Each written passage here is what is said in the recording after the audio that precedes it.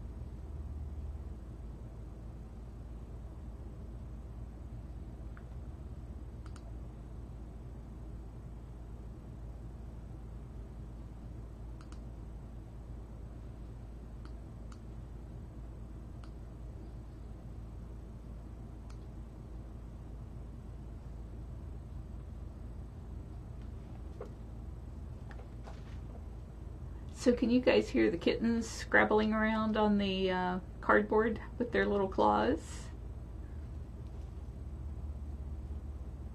Some people are saying they hear me, but they don't hear the babies. Everything I did to try and add the babies made a horrible sound. So I don't think I want to do that right now. Mostly all you can hear in there is the sound of the air conditioner running and the sound of their little claws. They don't do a whole lot of chirping and meowing.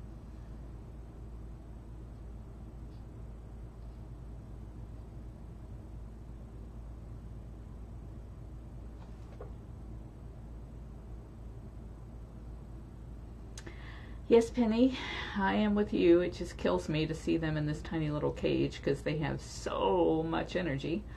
But this is where they have to be until they get through with their hookworm medications.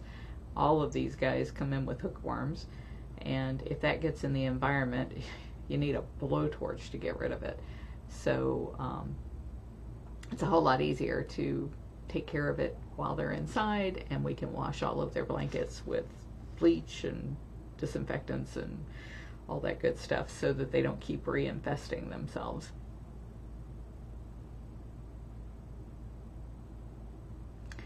Bobcats love to chew cardboard. I've never seen cats go after cardboard the way bobcats do. They just thrill at making confetti mess out of it.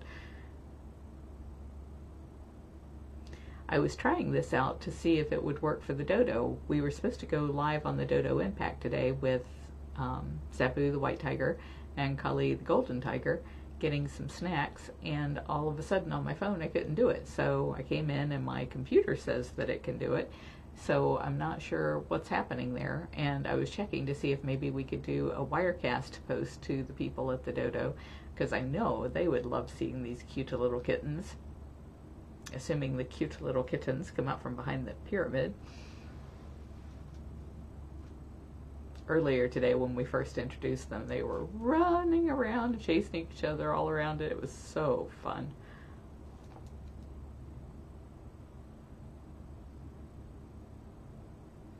Kara, they did get big really quickly, and we're hoping they will continue to grow quickly, because the quicker they grow, the quicker we can put Echo in with them. And he's the only one that I've heard crying, wanting to come down and join all the fun. I feel so bad for him because these three are enjoying each other so much. It's easy to tell which one's Foxtrot. He's the one with the cute little white toes in back. I can't tell Bravo and Tango apart. I'm sure, there we go on eating the pyramid again. I'm sure that the keepers can tell them apart, but I can't.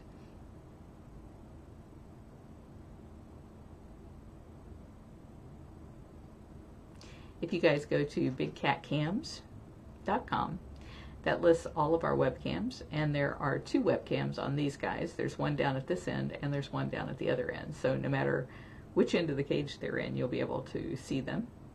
Oh, they're such little monkeys. Ginger, I don't think that we will release all 4 together. I think that's an awful lot for any habitat to be able to withstand, unless we can find a really, really good place. So probably what we'll do is break them up into 2 and 2. since they're males, they're all going to disperse once they get a little bit bigger anyway.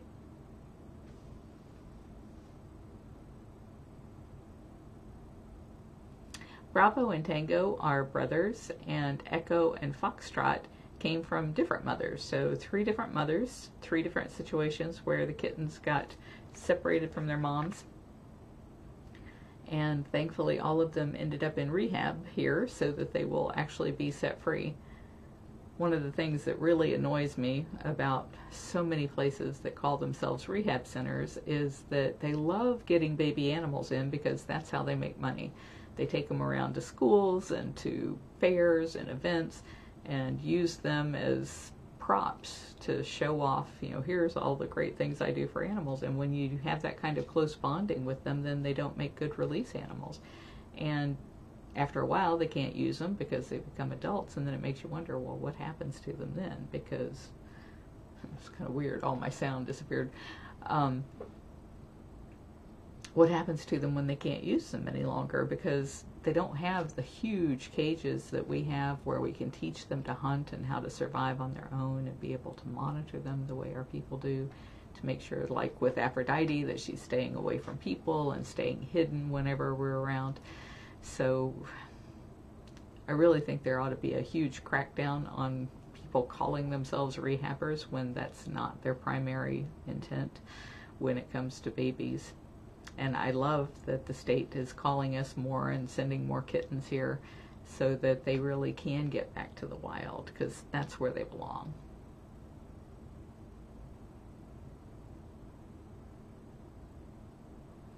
Penny, it is great that they have each other. Sometimes we have kittens that come in alone, and what we try to do then, if we can't find anybody else for them, is to put them with domestic cats and kittens, so that they at least bond with something similar to themselves and not to us.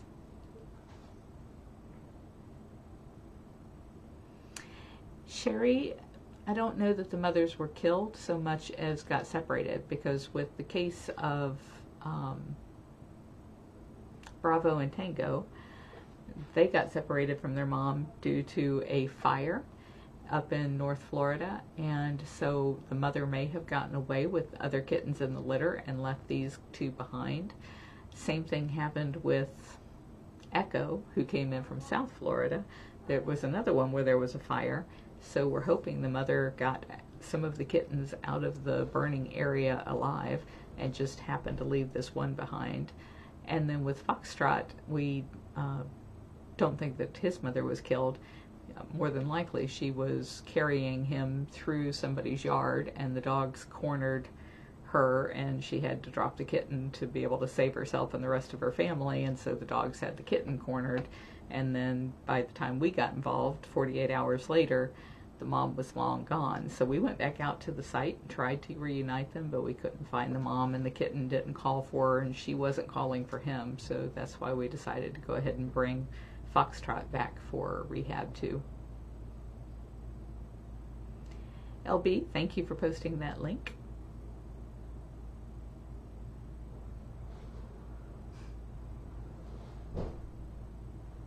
The view I'm seeing is a little bit jittery, like it's not a very good internet connection.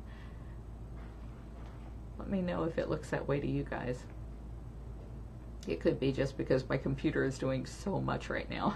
It's rendering a bunch of 360 footage that we took this morning, and it's processing 2 live windows open, actually 3 live windows open.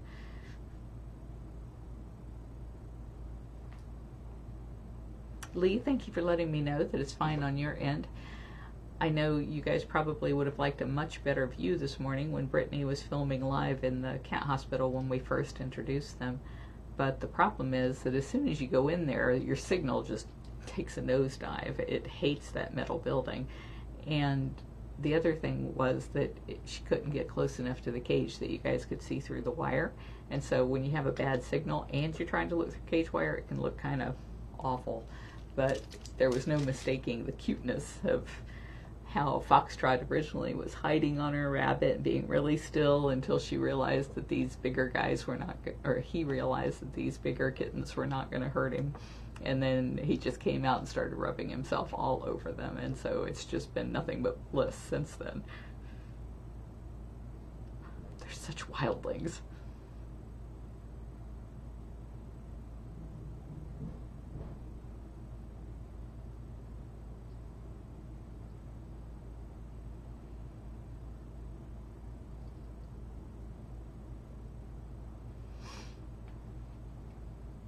I am not in the cage. I am in my office getting nothing done because of this live camera. So I figured if I'm not going to get anything done, you guys aren't going to get anything done. We're just all going to watch these adorable kittens until we just can't stand it anymore.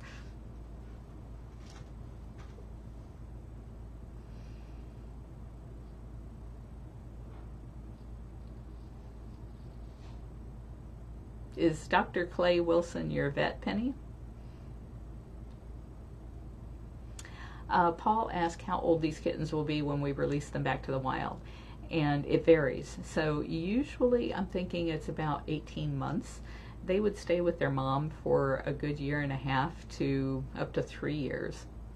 So we feel like by the time they're 18 months old, we can teach them everything that we possibly can about staying away from people and learning how to hunt and how to find a good place to nap. Our rehab cages are, oh gosh, I'm thinking they're like they're over 4,000, maybe closer to 5,000 square feet. And so they're these really long runs with trees and bushes and tunnels that the rats that we feed them, the live rats, can come out of the tunnels anywhere at any time. So just like in the wild, they have to be on the alert to catch their own food. So they learn to do that and hunt at night, to use all of their energies at dusk and dawn, and then sleep during the day, because that's what they're going to do once they are released. Joy, I didn't see your question until now about how they learn how to hunt without a mom, but I just answered it. So I hope that helped. Elaine, I'm so sorry to hear about your broken foot. Seeing the way these guys are bouncing around, that's got to take your mind off of it. Michelle, I'm not exactly sure. I'm thinking that Bravo and Tango are probably about 4 weeks old, and Foxtrot is more like 3 weeks old, 2.5 to 3 weeks old, and then Echo is probably more like 8 weeks old. So he's like twice as big as they are.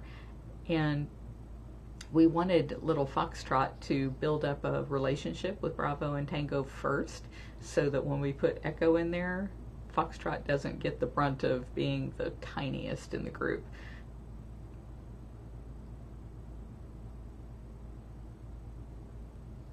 Linda, these guys are getting a ground meat diet and whole prey, so they get mice and chicks, day-old chicks, and those are being fed to them already killed at this point.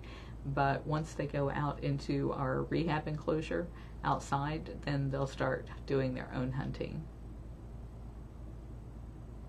Kate, 2 of them are siblings, Bravo and Tango, the 2 bigger ones that you see here. And then Foxtrot came from where did Foxtrot come from? We just came from there, Lakeland, so like Central Florida. And Echo came from South Florida. Bravo and Tango came from North Florida. So these guys came from all over the place. Karen, they are adorable, aren't they? I guess that's Lawana just posted a link. It's not going to get you anywhere because she misspelled big. I do that all the time. My I's and my O's are just too close to each other on the keyboard. But it's bigcatrescue.org/foxtrot or /Bravo or /Tango to find out this, or /Echo to find out the stories on each of them. If you want to donate, all you have to do is go to bigcatrescue.org/donate, or right there, I was going to point on my screen, right there where the tiger face is at the top of this post where it says Big Cat Rescue. If you click on the Big Cat Rescue, there's a donate button so that you never even have to leave Facebook.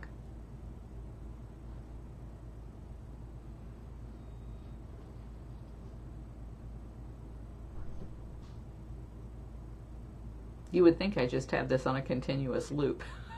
These guys just keep running in circles again and again and again. Mandy, usually bobcats have to go back to where they came from, but since we would like to be able to keep them in pairs of 2 and 2, what we might do is ask for a variance, and sometimes the Florida Wildlife Commission will give us a variance in special cases like that, because when they first go out together, sometimes they can help each other hunt. Even though these are all boys, they will ultimately separate from each other, but it could help them out when they first are released.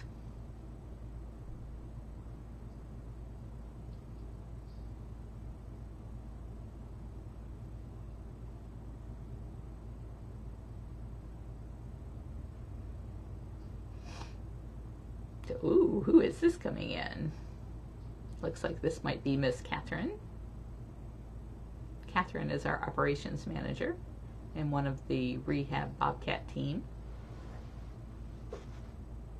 Looks like they accidentally shut their door between the 2 cages, so she's opening that up.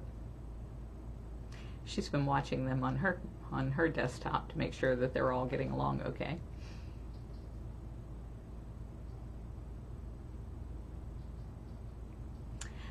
We provide the live prey for the cats. We get it from the same breeders that breed for the snake industry. There's not, there wouldn't be enough live prey in a cage out there.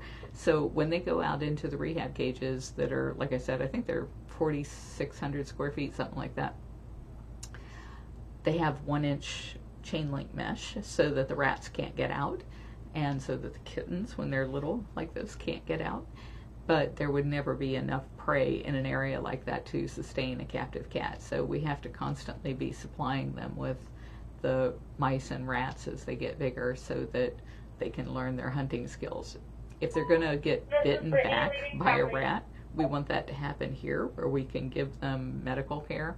And so they're going to learn all their tough lessons while they're with us, hopefully, so that they do fine once they're released.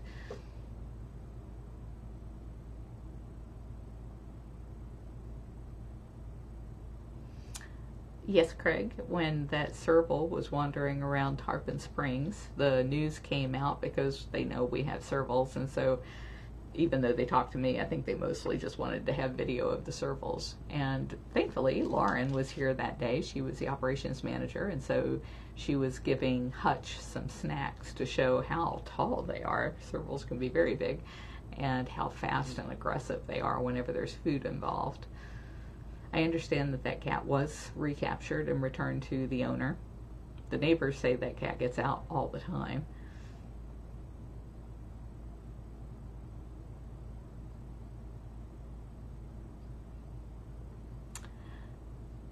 I'm sorry you missed that little meow. I heard a little meow. Jessica just asked if these guys were going to go where the camera is. The camera is currently on Lucky, Shamrock, and Clover, who are 3 older bobcats, again from 2 different litters, who are going to be released this summer, and that they have the 2 Explore cameras on them right now. Today, Randall is here working on the internet. He's trying to get the vacation rotation enclosure camera back online. I don't know what happened to it. It just stopped working 2 days ago, and it will not start again. So he's trying to put Nest cams, like these cameras, out there. These Nest cams are so reliable. I just love that, but they aren't manned. So the nice thing about the Explore cameras is they have this whole team of people who are always pointing the camera at the cats. With the Nest cams, you just kind of got to set it in the corner and hope it captures something. So we'll have Explore cameras out there, Nest cameras out there on the cage when these guys go out, but they may not be on the Explore camera. Moving Lucky, Shamrock, and Clover would be a real challenge, but we might have to vaccinate them anyway, so we'll see.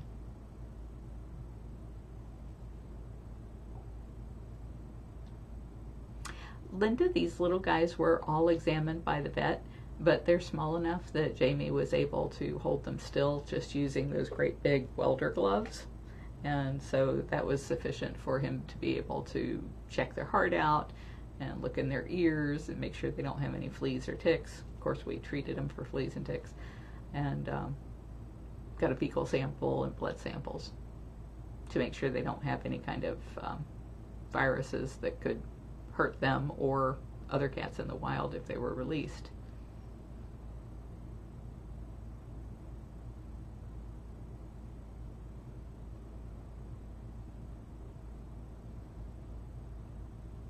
Yeah, the biggest problem with them at this age is they're so dependent on us for food, and so we have to wean them as quickly as we can, which we did. We've already got them all off the bottle, but then just as fast as we can possibly get them into an outdoor cage where they're not seeing people every day, then that, well, they'll see them, but they won't see food coming with people, which is the main thing that we don't want to associate in their little minds.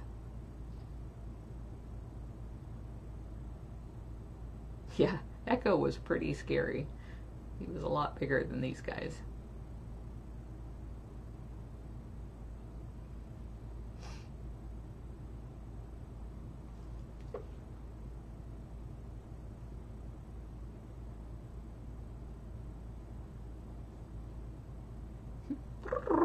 I hear them.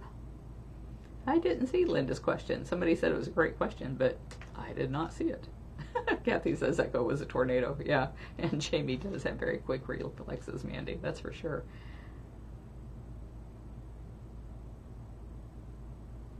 Looks like they may have worn themselves out. All right, I'm going to get back to work. Thank you, everybody. Goodbye.